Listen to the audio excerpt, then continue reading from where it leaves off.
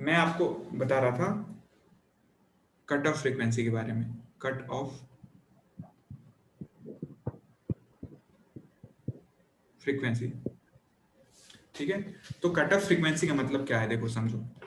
हम क्या बोल रहे हैं कि जैसे मान लो कोई सपोज करा मेरे पास लो पास फिल्टर है, जैसे मान लो कोई एक फिल्टर है हमारे पास, लो पास फिल्टर है, ऐसे करके इसकी एक फ्रीक्वेंसी मान लो ऐसे एफ सी है मान लो, ठीक है।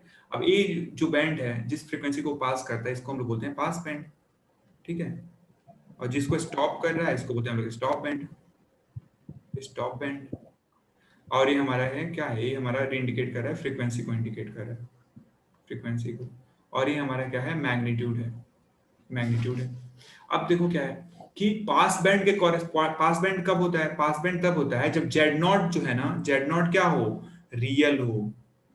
हमने क्या देखा था, जब जेड नॉट रियल होता है तो क्या इंडिकेट करता है, पास बैंड करता है। और जब जेड नॉट आपका इमेजिनरी नंबर हो, इमेजिनरी नंबर हो, उस केस में वो क्या इंडिकेट करता है, स्टॉप बैंड इंडिकेट करता है, ठीक है। ये चीज, ठीक है। अब मैं आपसे पूछूं कि एफ सी क्या है, एफ सी, एफ सी क्या है, ठीक है ना।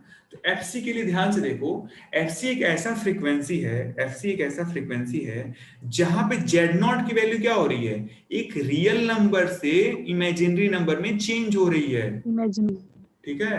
तो एफ सी क्या है, frequency, frequency eight which Z not changes from a real number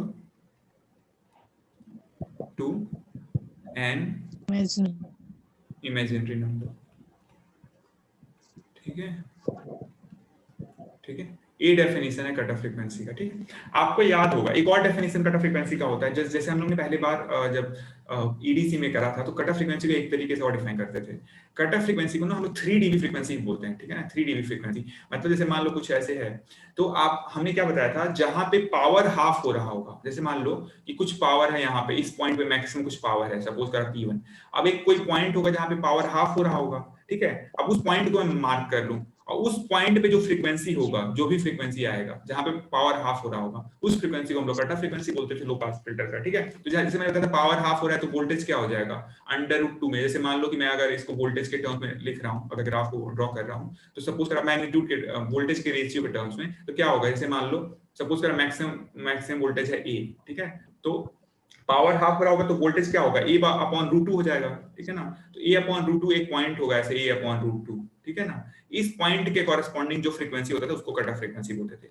ये सेम चीज है, दोनों बातें सेम है, ठीक है ना। बस आपको इसको देखने का, इसको एनालाइज करने का तरीके में चेंज आया है, ठीक है ना। तो दोनों आपका कट ऑफ फ्रीक्वेंसी को आप ऐसे डिफाइन कर सकते हो, cut off frequency is a point eight which the power reduces to the cut off frequency is a frequency at which your power reduces to power reduces to half, ठीक है ना। जहां पे पावर आपका आधा हो जाता है, या फिर जो एम्पलीट्यूड होता है कहां रिड्यूस हो जाता है, 0.707 के पास, मतलब 1/√2 को हम लोग 0.707 बोलते हैं। तो ये दोनों केसेस में आप डिफाइन कर सकते हो। But for the network filter and transmission line आपको ये चीज हमेशा ध्यान रखना है, जो हमने अभी डिराइव करा है, ठीक है ना। अभी जो चीजें हमने डिराइव करा है, ये वाली चीज, ये आपको हमेशा ध्यान रखना है, ठीक है। जहां पे आपका क्या होता है कि आपका एक ऐसा फ्रीक्वेंसी होता है, जेड नॉट एक ऐसा फ्रीक्वेंसी होता है जहां पे आपकी वैल्यूज क्या होती हैं, एक इमेजिनरी नंबर से रियल नंबर में चेंज होती है, फिर रियल नंबर से इमेजिनरी नंबर में, ठीक है। तो ये आपको हमेशा ध्यान में रखना है, ओके।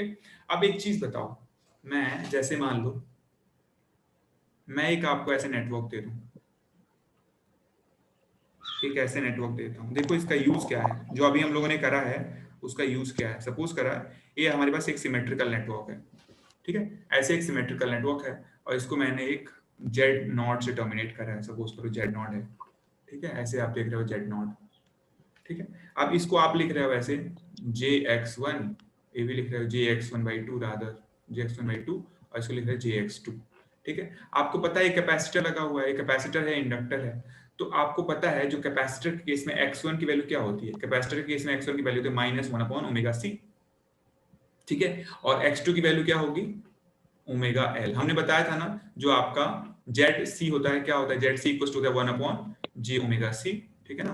आप ऊपर नीचे j से मल्टीप्लाई करोगे तो क्या आ जाएगा j upon minus omega C. तो इसको क्या लिखता हूँ मैं 1 अपॉन ऐसे करके ओमेगा सी टाइम्स j लिख सकता हूँ। और इसको हम लोग लिखते हैं ऐसे लिख रहे थे हम लोग x time j times x लिख रहे थे ऐसे करके, ठीक है। तो इसीलिए मैंने x1 की वैल्यू यहाँ पे मैं पूछूं x की वैल्यू कितनी होगी, तो x की वैल्यू हो गई 1 अपॉन ओमेगा सी हो गई। इसीलिए मैं यहाँ पे x1 की value minus 1 upon omega C लिया हूँ, xt की वैल्यू क्या लिया हूँ ओमेगा l लिया हूँ, ठीक है। अब मैं आपसे इस नेटवर्क का पूछूं कि व्हाट इज fc।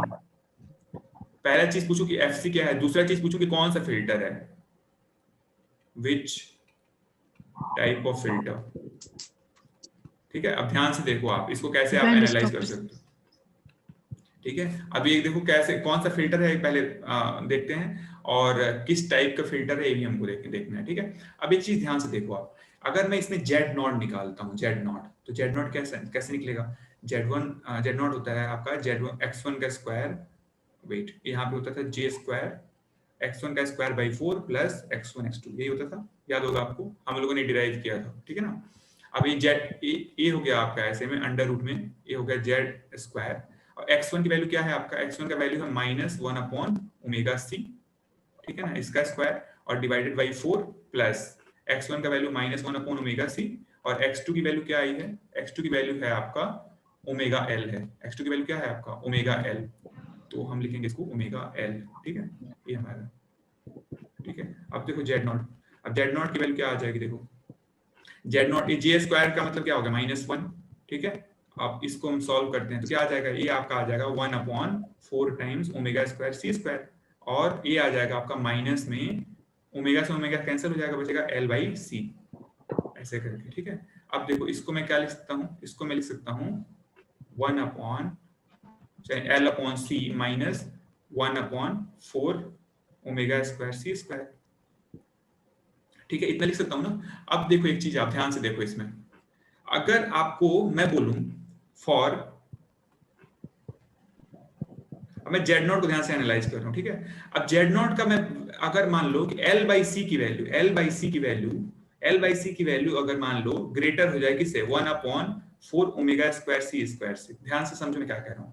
अगर एल बाई सी की वैल्यू किससे बड़ी हो जाए, 4 ओमेगा स्क्वायर सी स्क्वायर से अगर बड़ी हो जाती है, उस केस में क्या होगा, देखो मेरी बात ध्यान से समझो कि अगर मैं क्या कह रहा हूं कि L बाई सी की value 4 omega square C square से बड़ी हो जाती है, उस केस में जो जेड नॉट होगा वो क्या आएगा, जेड जब इसकी वैल्यू से अगर मान लो ज्यादा हो जाएगी, तो ज्यादा में से कम घटाओगे तो एक पॉजिटिव नंबर ही मिलेगा, और अंडर रूट में कोई पॉजिटिव नंबर होगा तो क्या होगा, एक रियल नंबर होगा, ठीक है ना। तो इस केस में देखो, इस केस में जो जेड नॉट होगा रियल नंबर होगा, ठीक है ना। L by C greater than 1 upon 4 omega square C square, इस केस में जेड नॉट आपका रियल नंबर होगा, ठीक है। और एक केस होगा ऐसा एल बाई सी, वो क्या होगा, एल बाई सी अगर लेस देन हो जाए किसके, 4 upon omega square C square के, उस केस में जो जेड नॉट होगा वो क्या होगा, एक इमेजिनरी नंबर होगा, क्योंकि आप एक नंबर है कम में से ज्यादा घटा रहे हो तो क्या होगा, माइनस में आएगा, और अंडर रूट का माइनस में लोगे तो क्या आएगा, इमेजिनरी नंबर आएगा, ठीक है। अब मैं आपसे पूछूं, एक कंडीशन ऐसा आएगा कि दोनों जब बराबर हो जाए, ठीक है ना, जब दोनों जहां पे देखो क्या हो रहा है, मतलब एक केस हो रहा है जब ये बड़ा हो रहा है तो रियल नंबर हो रहा है, और जब छोटा हो रहा है तब ये इमेजिनरी नंबर हो रहा है। अब मैं पूछूं कि रियल नंबर से इमेजिनरी नंबर कब शिफ्ट होगा, मतलब जब दोनों बराबर हो जाए, मतलब क्या है मेरा कि एक केस क्या आएगा कि एल बाई सी इक्वल क्या आ जाए,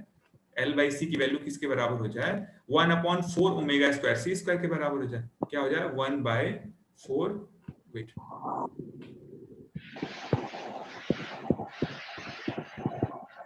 ठीक है, वेट कहां गया, ठीक है। अभी किसके बराबर हुई, 1 upon 4 omega square C square के, तो देखो इसको अगर मैं लिख दूं यहाँ पे 1 upon 4 omega square C square, ठीक है। आप देखो जो सी से सी कैंसिल हो गया यहाँ पे एक सी, तो क्या बचा, एल इक्वल टू बचा 1 अपॉन 4 ओमेगा स्क्वायर सी, ठीक है। मतलब क्या हो गया, ये इंप्लॉइज हो गया L C equal to 1 upon 4 omega square, हुआ ना। अब मैं पूछूं ओमेगा, ठीक है, ओमेगा इक्वल टू क्या आ जाएगा, ओमेगा स्क्वायर इक्वल टू क्या आ जाएगा, 1 अपॉन 4 एल सी, ठीक है। तो ओमेगा इक्वल टू क्या आ जाएगा, देखो ये आ जाएगा 1 upon 2 under root L C, ठीक है। और इसको मैं लिख दूं 2 पाई एफ, तो क्या आ जाएगा 1 upon 2 under root L C, ठीक है। तो एफ इक्वल टू क्या आ जाएगा, एफ इक्वल टू आ जाएगा 1 upon 4 pi under root L C. अभी देखो ये जो फ्रीक्वेंसी होगा ना, F equal to 1 upon 4 pi root L C, वो इस फ्रीक्वेंसी पे क्या हो रहा होगा, ध्यान से देखो, इस फ्रीक्वेंसी पे जो जेड नॉट की वैल्यू हो रही होगी वो क्या होगी, रियल और इमेजिनरी के बीच में हो रही होगी, मतलब इस फ्रीक्वेंसी को हम लोग क्या बोलेंगे, कट ऑफ फ्रीक्वेंसी बोलेंगे। तो यहाँ से आप कट ऑफ फ्रीक्वेंसी निकाल लेंगे, ठीक है। कट ऑफ फ्रीक्वेंसी निकाल लोगे। इस फ्रीक्वेंसी पे क्या हो रहा होगा, यहाँ पे आपका एक जो जेड नॉट है वो इमेजिनरी से रियल में शिफ्ट, रियल से इमेजिनरी में शिफ्ट हो, पहले देखो रियल है, अब रियल से इमेजिनरी में शिफ्ट हो रहा होगा इस फ्रीक्वेंसी पे, ठीक है ना। उस फ्रीक्वेंसी को हम लोग क्या बोलते हैं, कट ऑफ फ्रीक्वेंसी। तो सिंपली आप इन दोनों को इक्वेट करके जीरो कर दोगे अगर अंडर रूट में, तो जो भी आपका फ्रीक्वेंसी आएगा, तो आगे से मैं अगर कभी भी कैरेक्टरिस्टिक्स इंपेडेंस आपको अगर मतलब कंपोनेंट दे दूं ना, तो आप सिंपल क्या करो, उसका कैरेक्टरिस्टिक्स इंपेडेंस निकाल लो और इन दोनों क्वांटिटी को ट्राई करो कि जीरो कर मतलब बराबर कर दो आप इन दोनों क्वांटिटी को। तो जैसे जिस फ्रीक्वेंसी पे वो दोनों क्वांटिटी बराबर होंगे उस फ्रीक्वेंसी को हम लोग क्या बोलेंगे, कट ऑफ फ्रीक्वेंसी बोलेंगे, ठीक है। तो ऐसे हम लोग कट ऑफ फ्रीक्वेंसी निकालते हैं, ठीक है। तो ये समझ में आ गया होगा मेरे ख्याल से आपको, यस सर। ठीक है। अब आपका टास्क है, आपको बताना है, इसको आप लोग करके लाना कि ये जो हमने ड्रॉ करा है ये कौन सा फिल्टर है। आपको फिल्टर पता करना है, फिल्टर। अभी कैसे पता होगा, अभी फिल्टर पता करने का तरीका क्या है, देखो ध्यान से। ये क्या करोगे आप, जो हमने कट ऑफ फ्रीक्वेंसी निकाला है ना, कट ऑफ फ्रीक्वेंसी जो एफ निकाला है, इस या फिर ओमेगा निकाला है ये वाला, इस ओमेगा को आप इसमें पुट कर दो। आप क्या करोगे, इस इक्वेशन में पुट कर दो। अब इनमें से दोनों में से जो ट्रू निकलेगा आपका, ठीक है ना, दोनों में से जो ट्रू निकलेगा, जैसे आपको क्या डिसाइड करना है कि आपको पास बैंड डिसाइड करना है और आपका स्टॉप बैंड डिसाइड करना है। पास बैंड कब डिसाइड होगा, जब आपका जेड नॉट रियल नंबर आएगा, ठीक है ना। तो जेड नॉट रियल नंबर आएगा उस केस को हम लोग बोलेंगे पास बैंड, और जब जेड नॉट इमेजिनरी नंबर आएगा उसको बोलेंगे हम लोग स्टॉप बैंड। तो आप क्या करोगे, ओमेगा की वैल्यू पुट करो जो हमने निकाला है अभी। अब उसके हिसाब से डिसाइड करना है आपको कि ये जो है मतलब जेड नॉट कब रियल है और कब वो है इमेजिनरी है। तो आपको पास बैंड निकल जाएगा उस पर्टिकुलर उसका, ठीक है ना, उससे पास बैंड निकल जाएगा या फिर स्टॉप बैंड निकल जाएगा। जब आपको पास बैंड पता चल गया, स्टॉप बैंड पता चल जाएगा, तो आप बता सकते हो कि कौन सा फिल्टर है वो, ठीक है। तो ये आपको काम करना है। इस चीज को अगर आपको थोड़ा सा और इजी करना है तो देखो दोनों तरफ अगर सी से डिवाइड कर दो तो आ जाएगा L greater than 1/4 omega square C, ऐसे करके, ठीक है। पहला केस, फिर दूसरा केस करोगे, कोई नहीं, वैसे मैं बता देता हूँ। ये आपको डिराइव आपको पता करना है कौन सा फिल्टर है, तो ये आप हमको पता करके बताना कि which type of filter, which type of filter is this, ठीक है। ये आपका असाइनमेंट का क्वेश्चन है, ठीक है। तो ये आज तक का सेशन है, अभी इसको स्टॉप करते हैं हम लोग, ठीक है। अब हम लोग अगले टर्न पे मिलेंगे। अभी किसी कोई क्वेश्चन है तो पूछ सकता है, एनी क्वेश्चन? No sir. ठीक है। इसका प्रैक्टिस कर लेना तुम लोग जो भी, क्योंकि ये डेरिवेशन है, थोड़ा सा आपको करना पड़ेगा इसमें प्रैक्टिस। जब तक नहीं करोगे, एग्जाम के लिए बहुत इंपॉर्टेंट है, कई बार एग्जाम में डायरेक्ट आ चुका है डेरिवेशन, ठीक है। तो डेरिवेशन के लिए आपको प्रैक्टिस करना होगा, तो try to practise it maximum, जितना बार करोगे उतना ज्यादा क्लियर होगा, ठीक है। और कुछ नहीं था, बस कैलकुलेशंस हैं, ठीक है। तो आगे हम लोग फिल्टर्स की डिजाइन वगैरह देखेंगे, कैसे हम लोग फिल्टर्स की डिजाइन करते हैं, ठीक है। Okay, so I am stopping this session, thank you so much. Okay, thank you sir.